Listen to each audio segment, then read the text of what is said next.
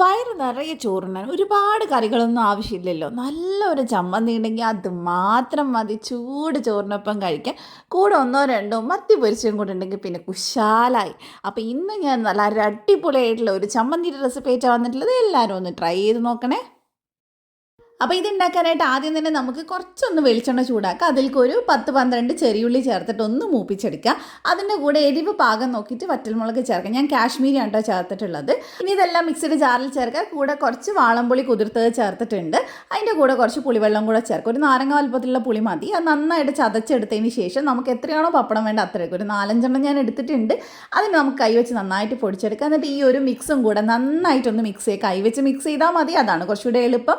ഏറ്റവും അവസാനം കുറച്ച് പച്ച വെളിച്ചെണ്ണ ഒഴിച്ച് കഴിഞ്ഞാൽ സംഭവം അടിപൊളിയായിട്ടുണ്ട്.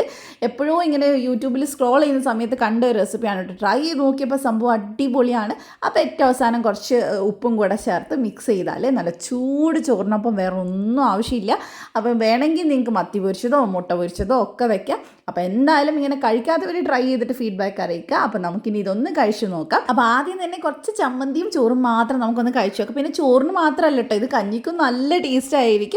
അപ്പോൾ അതേ നമ്മൾ നല്ല ചോറും ചമ്മന്തിയും മീൻ പൊരിച്ചയും എല്ലാം കൂടെ ഒന്ന് കഴിച്ചു നോക്കുന്നുണ്ട്. സംഭവം കൊള്ളാട്ടോ. അപ്പോൾ നിങ്ങൾ ട്രൈ ചെയ്ത് നോക്കുക. ഇതുപോലത്തെ റെസിപ്പീസിന് വേണ്ടി ധ്യാൻസ് കണ്ണൂർ കിച്ചൻ ഫോളോ ചെയ്യുക. താങ്ക്